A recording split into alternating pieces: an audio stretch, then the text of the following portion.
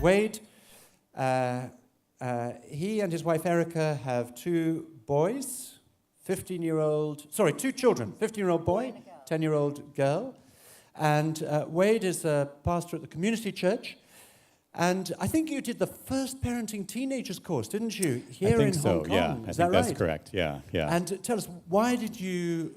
Just tell us, how many parents did you have doing it? I think we had about 40 parents there, which was a great number. I mean, we had a lot of parents who had new teens who were becoming teens that were desperate for something, and and my wife were one of them, that were desperate for some resources on parenting your teenager.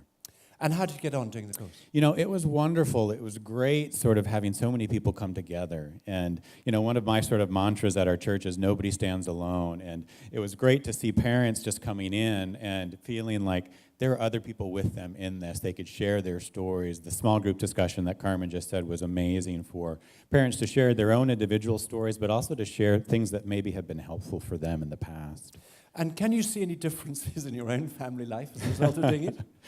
Yeah, I think, you know, one of the things that we've talked about with our son is peer pressure and making good choices in that. But one of the techniques in the class was this rehearsing idea. Like, what would you say in the moment that a friend at a party might say, hey, do you want to try this? And we had never done that. So we came home and we actually asked my son, what would you do? And he sort of stopped and he froze, and I knew that if he hadn't rehearsed this, you know, he might not make a good choice in the moment. So we actually rehearsed some of the responses that he could say that maybe would help him not feel embarrassed or, you know, give him an excuse not to make a bad choice, but to really think through it and really to feel more confident in those moments.